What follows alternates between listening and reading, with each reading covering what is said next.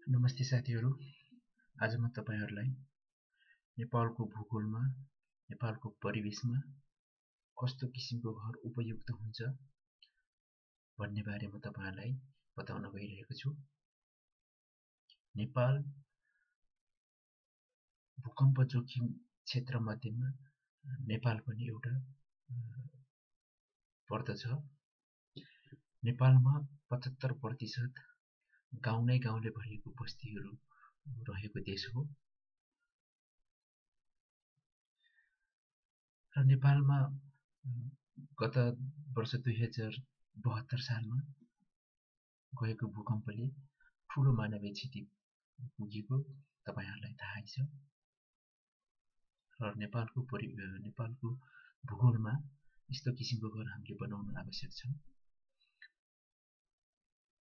भूकम्प आएर घर भत्किए पनि मानवीय क्षति कम हुने टाइपको घर बनाउन हामीले आवश्यक छ। विश्वमा सबैभन्दा बढी भूकम्प जाने देश जापान हो, तर त्यहाँ जापानमा प्रत्येक व्यक्तिलाई भूकम्प सम्बन्धी चेतना, भूकम्पबाट कसरी बच्न सकिन्छ भन्ने कुराको ज्ञान जापानका सम्पूर्ण जापानिजहरूलाई दिएको हुन्छ। तसर्थ त्यहाँ भूकम्प गए पनि मानवीय क्षति खासै भएको देखिँदैन। तसर्थ हामीले पनि भूकम्पबाट बच्नको लागि पहिले नै भूकम्प सम्बन्धी जनचेतना कार्यक्रमहरू गरेर सम्पूर्ण नेपालीहरूलाई फैलाउन आवश्यक छ। र हामीहरू बजारमा बस्छौँ, बजारमा एकदमै भिडभाड हुन्छ र बस्ती पनि बाक्लो हुन्छ र बस्तीहरू एउटा अव्यवस्थित तरिकाले बनाइएको हाम्रो नेपालका सहरहरू छन्। भूकम्प आफैले मान्छे मार्ने होइन, मान्छेले बनाएका अव्यवस्थित भवनहरू, अव्यवस्थित संरचनाहरू भूकम्प आएको बेलामा भत्किएर भवनले खिचेर मान्छे मार्ने गर्दछ। यो कुरा सबैलाई थाहा छ, तैपनि यसमा कसैले गहिरिएर सोचेको हामी कसैले पाएका छैनौँ। तसर्थ भूकम्प आउँदा भूकम्प प्रतिरोधी घर कसरी बनाउन सकिन्छ भन्ने बारेमा तपाईहरुलाई यहाँ देखाउन गइरहेको छु। मलाई फलो गर्नु होला। मैले तपाईलाई अलरेडी ड्र गरिसकेको छ। हेर्नुलाई यहाँ यो एकदमै सस्तो, सुलभ र नेपालको गाउँले परिवेशमा अथवा शहरमा पनि यो उपयुक्त हुन्छ। यो भूकम्प प्रतिरोधी घर बन्न मिल्छ। फलो गर्नु होला।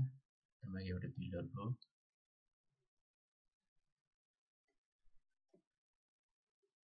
त्यस्तै अर्को पिलर, दुईटा पिलर, एकदमै आधुनिक स्टाइलको सबै कुरा सुविधा सम्पन्न भएको घरको डिजाइनमा तपाईलाई देखाउँदैछु। यो र सस्तोमा पनि, सस्तो मूल्यमा पनि बनाउन सकिन्छ। हामीहरू नेपालीहरू करोडौं पैसा छ भने सबै घरमै खर्च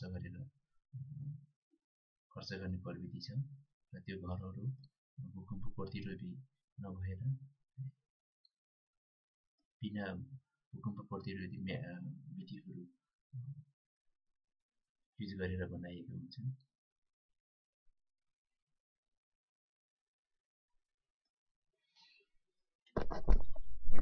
यो पिलर होइन, एक तला। अब तपाईले यस्तो घर बनाउनु पर्छ कि भूकम्प आएर घर भत्किए पनि मानवीय क्षति कम हुने टाइपको घर हामीले बनाउन जरुरी छ। किनभने नेपाल एकदमै भूकम्प जोखिम क्षेत्रमा पर्दछ नेपालको भूगोल।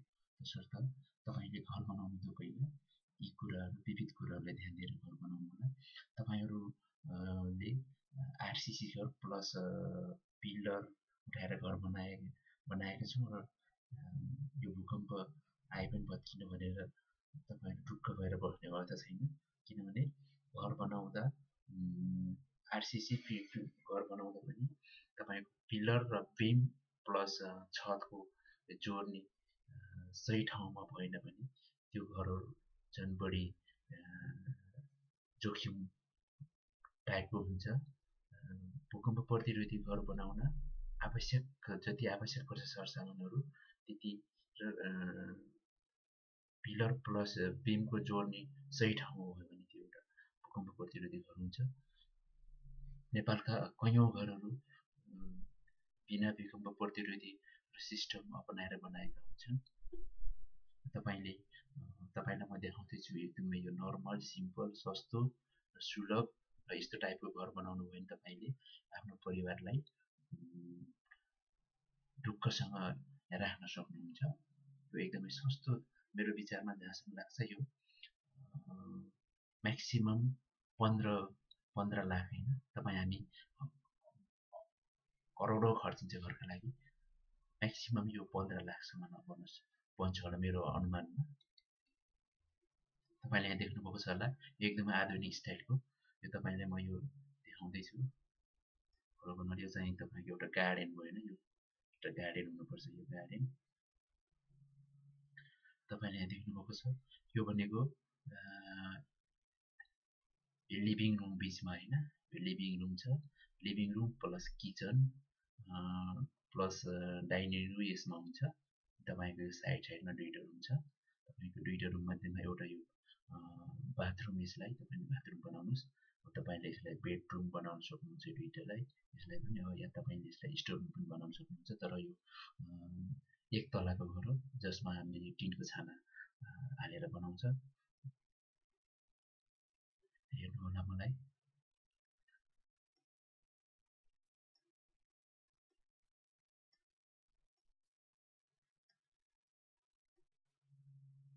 तपाईँ हाम्रै गाउँतिर भेटिने ढुङ्गा माटोको युज गरेर नै हामीले यस्तो टाइपको घर बनाउन सकिन्छ।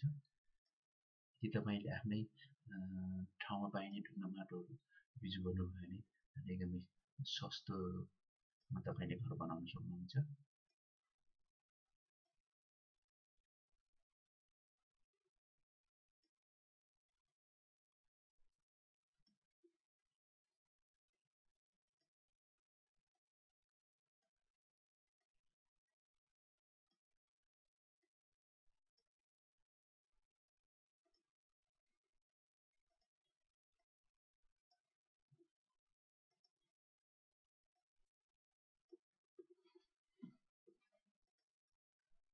देख्नुभएको छ होला होइन, एकदमै आधुनिक स्टाइलको सुविधा सम्पन्न घर हो तपाईँको। बिचको तपाईँलाई मैले भनिसकेपछि यो kitchen living room plus dining room यसमै हुन्छ। तपाईँको साइडमा दुईवटा रुम छ। एउटा तपाईँले बाथरुम बनाउनुहोस्, एउटा रुमलाई तपाईँले स्टोर बनाउँदैन भने तपाईँले यसलाई बेडरुमको रुमको सट्टामा पनि युज गर्न सक्नुहुन्छ। दुईवटा तपाईँको बेडरुम हुन्छ।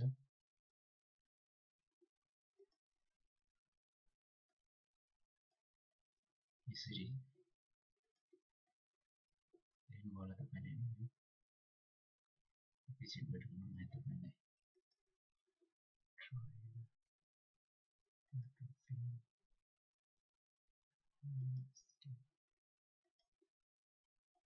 यो सबै त्यो गार्डन हुन्छ तपाईँको।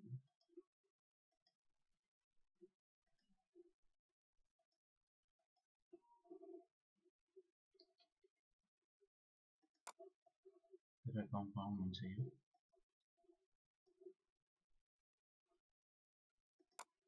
यदि तपाईँले बजारतिर घर बनाउनु भएको छ भने सिटीमा तपाईँले धेरै बजेट लगाउनु पर्ने हुन्छ। तपाईँको आफ्नै गाउँठाउँमा तपाईँको जग्गाहरू प्रशस्त हुन्छ। ती ठाउँमा तपाईँले यस्तो किसिमको घर बनाउन सक्नुहुन्छ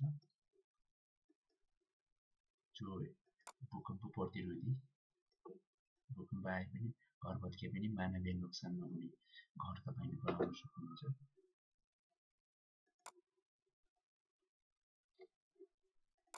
लिनुभयो होला, यो मैले बाहिरको बनाएको चाहिँ तपाईँको एउटा गार्डन होइन स्टाइलको भित्रको यो घर बनाउँदैछु।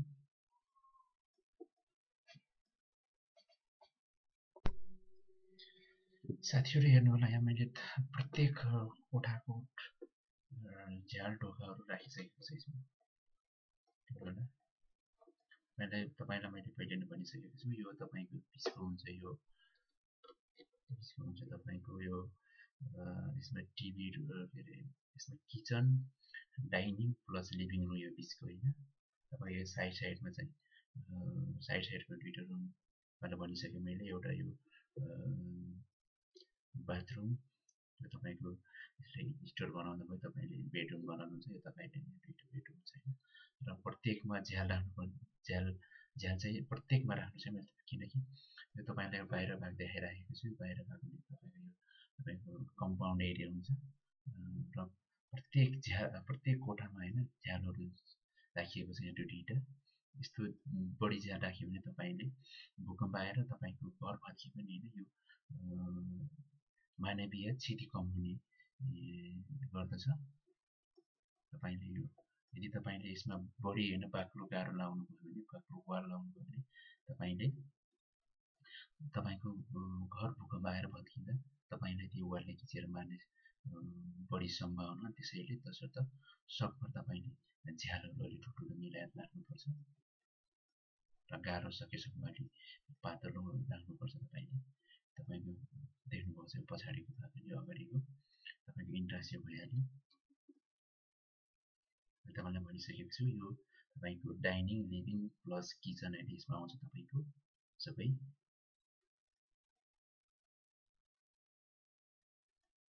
देख्नुभएको छ भने तपाईँले यो एकदमै यो भूकम्प प्रतिरोधी सिस्टम अपनाएर बनाएको घर हो यो घर यसरी बनाउनु पर्ने हुन्छ र तपाईँले तलको जग चाहिँ एकदमै मजबुत गर्नुपर्ने हुन्छ घरको सबैभन्दा मेन भनेको जग हो तसर्थ गाउँघरमा यदि तपाईँले गाउँघरमै बनाउनुहुन्छ भने पनि तपाईँको त्यो जग्गालाई पहिला सम्म गरेर तपाईँले ठाउँ बनाउनुहोस् त्यसपछि तपाईँले थोरैमा तपाईँको 3 फिट थोरैमा 3 फिट तपाईँले जग राख्नुपर्ने हुन्छ थोरैमा भूकम्प प्रतिरोधी मापदण्ड अनुसार तपाईँले 6 फिटको जग बसाल्नुपर्ने हुन्छ र तपाईँले कम्तीमा थोरैमा 3 फिटको जग बसाल्नु भयो भने पनि यो भूकम्प प्रतिरोधी चाहिँ बन्न हुन्छ र तपाईँलाई मैले देखाइराखेको छु हेर्नु होला यो एकदम थोरै पैसामा बनाउँदैछु र यो माथिको तपाईँलाई यो ढलान होइन म तपाईँलाई यो माथि छानो होइन टिनको छानो बनाएर देखाउँदैछु एकछिनमा किनभने ढलानभन्दा बढी टिनको छानाको घरहरू भूकम्प प्रतिरोधी हुन्छ भूकम्प आउँदाखेरि इनकेस भूकम्प आएर घर भत्किए पनि यदि ढलान हालेको छ भने तपाईँले यसमा छत राखेको छ भने छतले खिचेर मार्ने धेरै सम्भावना छ र यदि तपाईँले यसमा टिनको छानो अथवा कुनै एउटा ढुङ्गाको छानोहरू मिलाएर राख्नुभयो भने इभन तपाईँको घर भूकम्प आएर भत्किए पनि त्यसमा मानवीय क्षति चाहिँ पक्कै कम हुन्छ तसर्थ मैले यो कुरा तपाईँलाई भन्दैछु र एकछिनमा म तपाईँलाई यो छानासहितको घर देखाएर बनाएर देखाउँछु एकछिन मलाई वेट गर्नु होला साथीहरू यहाँ हेर्नु होला म तपाईँलाई छाना लगाएर देखाउँदैछु अहिले तपाईँको टिनको अथवा कुनै छाना लगाउनुहोस् तपाईँले यहाँ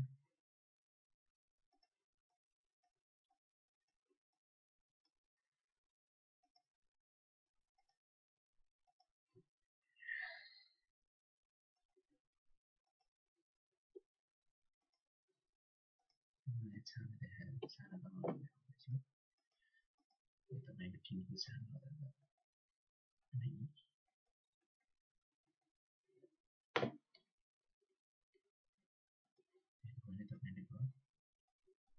तपाईँको घर कति सुन्दर छ हेर्नुहोस् यसमा तपाईँको भूकम्प प्रतिरोधी सिस्टमको घर हुन्छ यो तपाईँले यस्तो छाना राख्नुभयो भने छानाभन्दा छतभन्दा छाना भूकम्प आउँदाखेरि एकदमै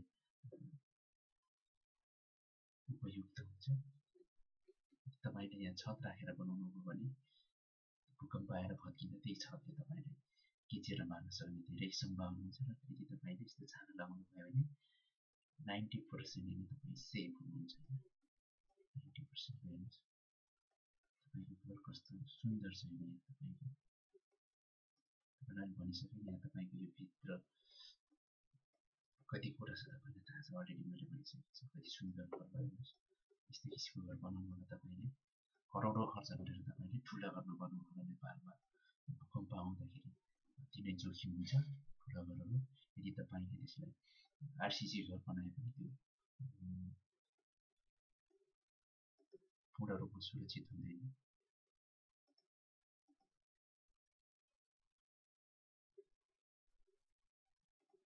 तपाईँले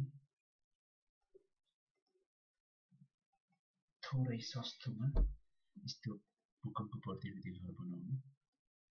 अनि तपाईँको यो कम्पाउन्ड भयो, कम्पाउन्डले घेरेर बनाउनु।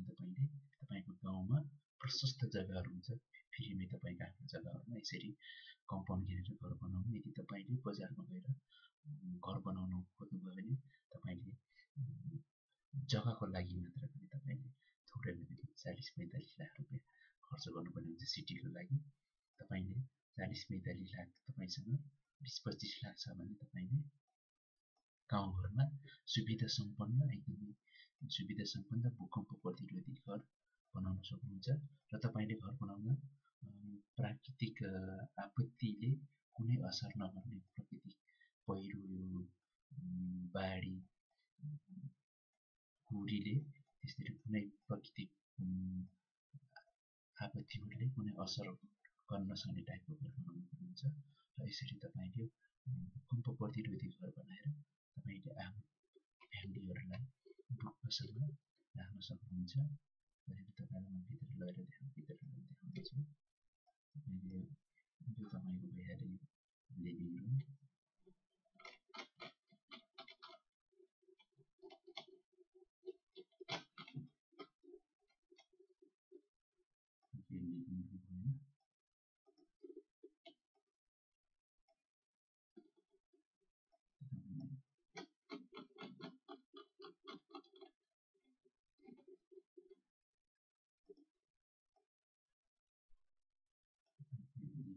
त्यसको साइडमा मैले देखाइसकेको छु। यसरी तपाईँले भूकम्प प्रतिरोधी घर बनाएर आफ्नो परिवारलाई सुरक्षित साथ राख्नुहुन्छ। यदि तपाईँ विदेशमा हुनुहुन्छ भने यस्तै किसिमको घर बनाउनु, तपाईँ परिवार ढुक्कसँग बस्नुहुन्छ। हस्त, धन्यवाद।